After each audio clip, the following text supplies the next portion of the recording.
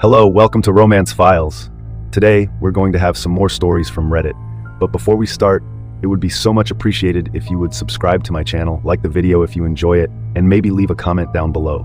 These simple clicks would mean a lot to the future of this channel and really reward the effort that I put in every day. And now, without further ado, let's go. Here is my story. My name is Alex. At the time of the events, I was still young, not older than 24 years old, and full of enthusiasm. I remember when I got promoted, I was madly in love with my girlfriend, Lily. We never got bored together. We had common interests, musical tastes, and similar worldviews, so we always had something to talk about. Moreover, she grew up in a family of police officers, so she perfectly understood my desire to pursue this career and patiently tolerated urgent matters that arose at work, which sometimes led to the cancellation of our dates. Not every girl would calmly handle situations where I had to rush to work in the middle of a meeting. I think it was her patience and understanding in this regard that attracted me. We were in a relationship for about 3 years when we decided to move in together and get married. At that time, she was still studying in her 3rd year of medical school. After a modest wedding with close relatives and friends, we rented a 30 millisquare apartment with excellent renovation and a balcony, but practically without furniture. The apartment only had a toilet, bath, and kitchen sink. At first, we even slept for a couple of months on an inflatable mattress, but we took this minimalism lightly. After all, it was a fixable situation, and besides, my salary was quite good for our region, especially since overtime and weekend and holiday shifts were paid extra. We lived in that apartment with my wife for over a year. During this time, I bought a lot of furniture and household appliances for the apartment, and we got the internet installed. I was already considering taking out a mortgage to buy this apartment. The apartment was always clean and orderly. Anyone who studied at police or military schools would understand how ingrained this maintenance of order becomes.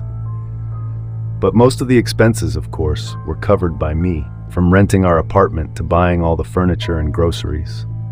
Lily contributed some pocket change to the shared budget, but I understood her situation and didn't ask for more. She was studying at medical university, so almost all her finances went into education.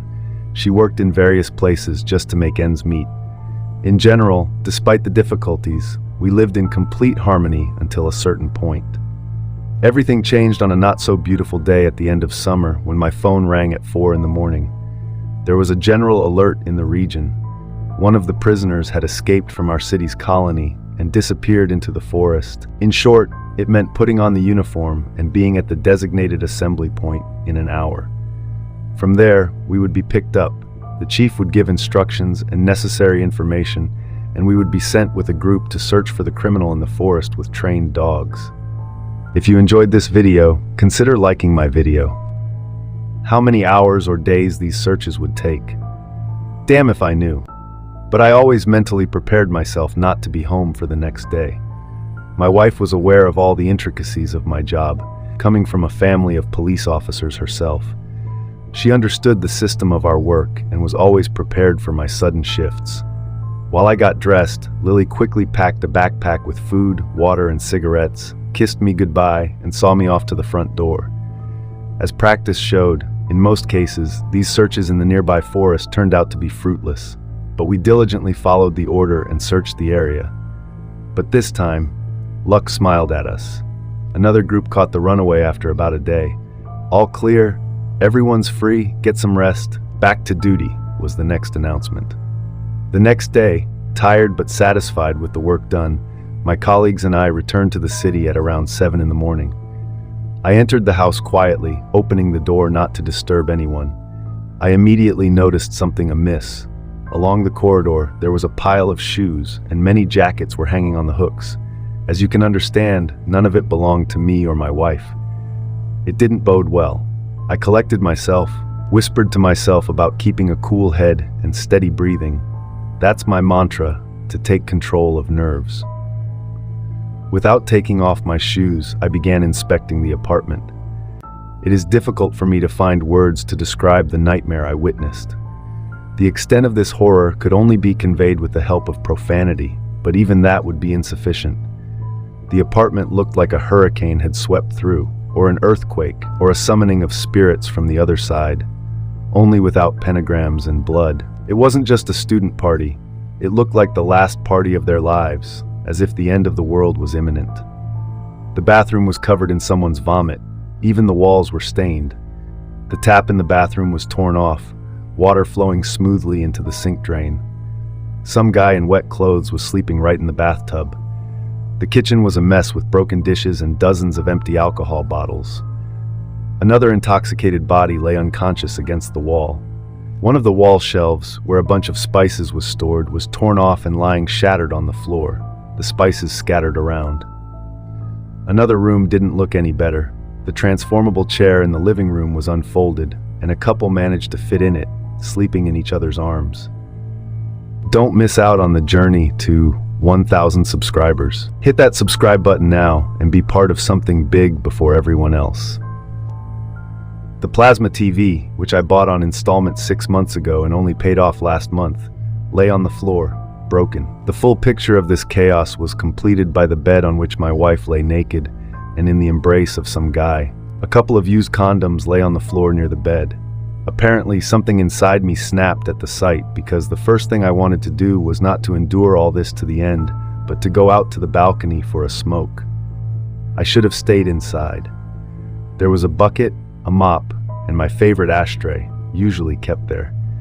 That same bucket was also smeared. Instead of the ashtray, there was a regular plate with a bunch of cigarette butts that didn't fit in it and were scattered all over the floor. My collection of succulents of 11 species was gone. Out of curiosity, I looked down and saw it below. More precisely, what was left of it: broken pots and dead plants. Probably it was fun to throw pots from the 5th floor.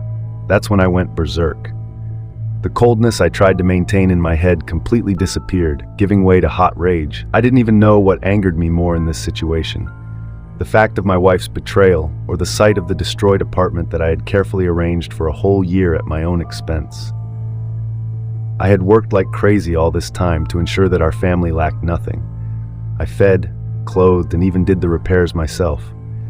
I hadn't even bought new underwear for myself in a year. Everything went to my wife in the house. And what did it turn into? Lily didn't just have a party. It was a cursed orgy with wild drunkenness and destruction. I finished my cigarette, carefully extinguished it in the plate, and the first thing I did was record everything on my phone, capturing the faces of each of these guys on camera. With the compromising material collected, I began educational work. No, not giving a lecture. My talk was short and consisted mainly of blows from my fist. Due to a severe hangover, the company didn't immediately realize what was happening. The guys took the brunt of it. I tried not to use force on the girls, just intimidated them by smashing empty bottles nearby. I just let loose ferociously, wildly, with pleasure when I cornered them all. I told them they had until evening to clean up and return everything to its original state, or I would file a report against all of them. Being a police officer myself, I would make sure their lives weren't sweet after this. Lily continued to sit on the bed, shamefully covering herself with a blanket. Her eyes were wide open, red from tears. "Hun, I'll explain everything," she stammered. From this worn-out phrase, I only got angrier. Through gritted teeth, I said, "Gather your things and make sure your spirit is not here by evening." I left the apartment on that note, giving the students a chance to clean up the mess they had created. I called my work partner, briefly explained the situation, and spent the evening at his place. I desperately wanted to drink something strong and forget all of it, like a bad dream. When I returned home later that evening, no one was there. They had managed to tidy up as much as possible.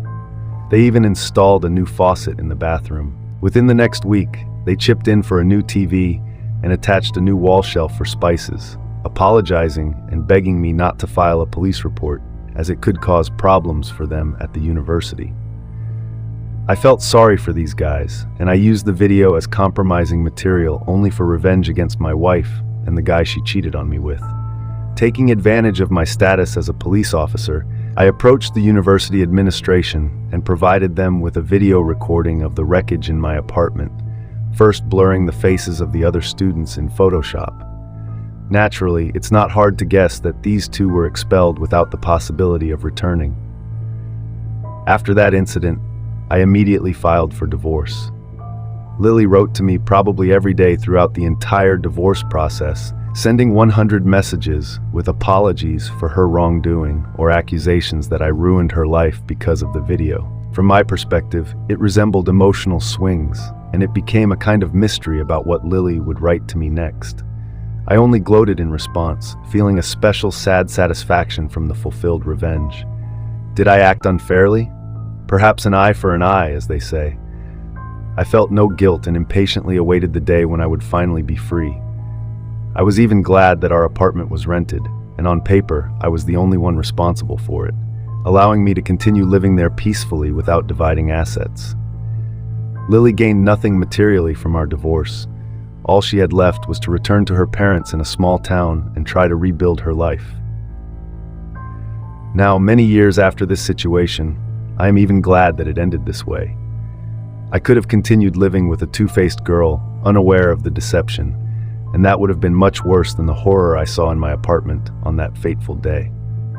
I have become wiser and more cautious in my relationships with other women, allowing me to protect myself from making mistakes again.